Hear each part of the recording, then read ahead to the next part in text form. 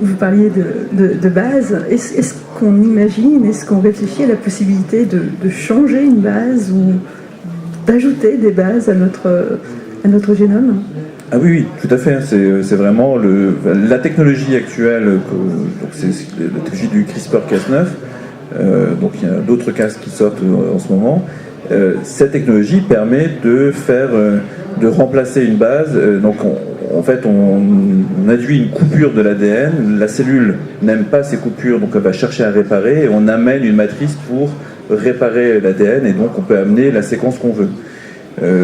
Et il y a des labos qui ont essayé de modifier un peu ces outils, et par exemple, au lieu de couper l'ADN, l'enzyme va se fixer sur l'ADN où on veut et va induire un changement de base, mais sans même qu'il y ait de coupure, juste avec des modifications chimiques. Donc il y a une manipulation qui est possible, précise, et qui s'affine avec le temps. Donc oui, tout à fait possible, oui. C'est réel. Mais là, on est en train de jouer sur les 4 lettres, le GATC. Est-ce qu'on peut imaginer mettre une cinquième base? En fait, c'est les modifications. Là, on parle de les modifications épigénétiques. Parce qu'on peut avoir les bases elles-mêmes, donc il y en a 4, et ces bases peuvent être modifiées avec des ajouts de groupements chimiques. Et donc, c'est ce qu'on appelle l'épigénétique. Et c'est là où Gattaca devient un peu simpliste, parce que Gattaca se base uniquement sur le génome ATGC et ne prend pas en compte les modifications épigénétiques qui peuvent venir des ancêtres et qui peuvent être préservées dans une lignée. Et donc ces modifications peuvent ajouter de la variabilité. Et alors là où ça commence à devenir un peu fou, c'est que quand on descend, en fait, l'ADN génère de l'ARN qui va permettre de donner des protéines qui vont aider à réguler la cellule. Donc le messager de l'ADN, l'ARN, peut lui-même avoir des modifications chimiques. Donc là on parle d'épitranscriptomique. Donc en fait on voit que sur ce modèle, le modèle qu'on connaît très bien, en fait, des complications peuvent s'ajouter et ajoutent énormément de variabilité et de contrôle.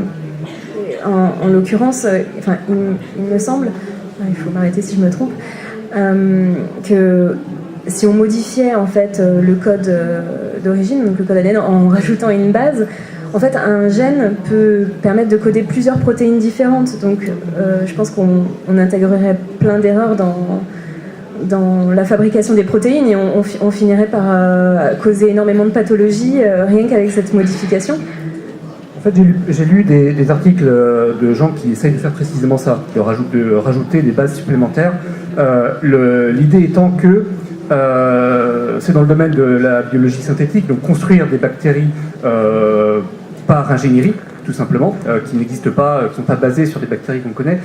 Et l'idée de le faire avec des bases qui n'arrivent pas naturellement dans la vie telle qu'on le connaît, c'est de faire en sorte que ça puisse pas s'hybrider avec des créatures qui existent déjà, et donc ça permet de contrôler et de limiter, on va dire, les risques de prolifération, les risques qu'il peut y avoir derrière.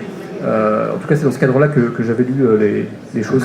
Après, la modification bactérienne, je pense, est quand même beaucoup plus simple en termes de codage. Et on n'arrive même pas à fabriquer une bactérie entière encore. Ah oui, tout à fait, mais en fait, on arrive déjà à modifier des bactéries en utilisant des plasmides, et enfin, voilà. Donc, je pense que c'est une autre complexité de s'attaquer à l'humain. Absolument. Après, je pense qu'il ne faut pas se leurrer. S'il y a de l'argent à faire, de toute manière, ça se fera. Et oui, ça me paraît évident. Je lisais récemment, il y a des industriels qui ont mis un paquet de fric monstrueux pour pouvoir introduire des gènes d'araignée dans des chèvres pour permettre, parce qu'en fait, ça coûte extrêmement cher de produire de la soie, enfin de la soie de l'araignée, du fil d'araignée, et alors que ça a des propriétés en ingénierie qui sont incroyables, notamment pour tout ce qui est par rapport à leur résistance, à la force que ça peut. Et donc la chèvre se mettait à produire du lait et du fil de soie au milieu de. Donc évidemment, s'il y a du fric à faire, on le fera, mais il y a quand même des garde-fous. Et je le vois à mon petit niveau en tant que médecin, les garde-fous sont déjà énormes, donc j'ose même pas imaginer à ces à ces niveaux-là, mais j'ai souvenir d'avoir assisté, lorsque j'étais étudiant, à une réunion du CECOS, une réunion d'éthique du CECOS. Vous savez, le CECOS, il y en a partout en France, c'est ceux qui sont chargés de garder les semences masculines, féminines, pour aider les personnes en parcours de PMA, de procréation médicalement assistée. Et donc, il y avait une réunion d'éthique, on devait analyser 2 cas. Il y avait un couple de personnes malvoyantes qui n'arrivaient pas à avoir d'enfants, et dont la modification génétique, il y avait un risque de 50% pour que l'enfant qu'on allait les aider à avoir grâce au parcours PMA soit porteur de cette mutation et soit du coup malvoyant à son tour. Et un autre couple, lui par contre a priori n'avait aucun problème génétique, mais pour lequel l'assistante sociale avait vraiment tiré la sonnette d'alarme en disant il y a des problèmes d'alcoolisme, de drogue dans ce couple-là, voilà. Et la réunion avait été finalement le deuxième couple qui avait des problèmes de précarité sociale et d'addiction, s'était vu refuser son parcours de PMA, tandis que le premier couple qui ne présentait en dehors de cette mutation génétique aucune a priori contre-indication à l'accueil d'un enfant en dehors de cette mutation, s'était vu lui autoriser le parcours PMA. Donc il y a quand même des garde-fous à nos niveaux, donc je n'ose même pas vraiment imaginer. Puis il y a l'Europe par-dessus tout ça qui légifère quand même vachement par rapport à...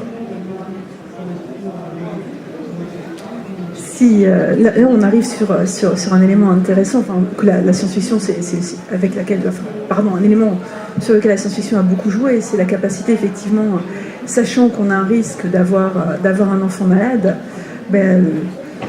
si je peux améliorer cet enfant, est-ce que je le fais pas? Finalement, on revient encore sur Gattaca, qui déjà traitait de ce problème. Est-ce que vous voyez des... Sachant que ça se fait déjà avec les interruptions médicales de grossesse. L'eugénisme en France se pratique tous les jours. C'est-à-dire si l'eugénisme était interdit, alors il n'y aurait pas de droit légal à l'interruption médicale de grossesse. Non, mais c'est important de préciser. Mais justement, dans ce cadre-là, si les parents avaient la possibilité de modifier le génome de leur enfant pour le rendre en bonne santé, ne serait-ce qu'en bonne santé, on ne veut même pas aller sur super génial. Est-ce qu'il y a des réflexions éthiques par rapport à ça? Est-ce qu'il y a déjà des au-delà des réflexions, est-ce que ça se fait? Est-ce que ça peut se faire? Alors, sans aller jusqu'à supprimer des maladies, il y a un certain nombre de pays où régulièrement, étrangement, il y a beaucoup plus de garçons qui naissent que de filles. Et c'est pas complètement par hasard. Donc ce genre de sélection, elle se fait déjà à un niveau extrêmement macroscopique. Mais en tout cas, il y a déjà une sélection qui est faite je veux cet enfant, mais je veux pas celui-là. Donc on peut imaginer que c'est la continuation de cette idée-là pour aller plus loin. D'autant plus que, je rebondis sur ça, mais il faut savoir qu'il existe dans le monde un trou démographique de 200 millions de personnes. C'est-à-dire que, 200 millions de femmes, plus exactement. C'est-à-dire que, statistiquement, on sait que pour 100 êtres humains qui naissent, on aura, ça c'est biologique, on ne sait pas pourquoi, 10 représentants masculins en plus. C'est génétique, on ne sait pas. Si on enlève ce fait qui est constaté, on retrouve quand même un trou démographique de 200 millions de femmes qui manquent dans le monde. C'est dû notamment dans tous les pays asiatiques, notamment où les femmes sont souvent tuées à la naissance si c'est des filles et qui sont privilégiées, les garçons sont privilégiés. C'est dû également aux conditions de vie, c'est-à-dire les femmes... si elle tombe malade par rapport à son frère, le frère sera privilégié pour les soins. Donc on arrive à l'âge adulte avec ce trou démographique de 200 millions de femmes dans le monde. Voilà.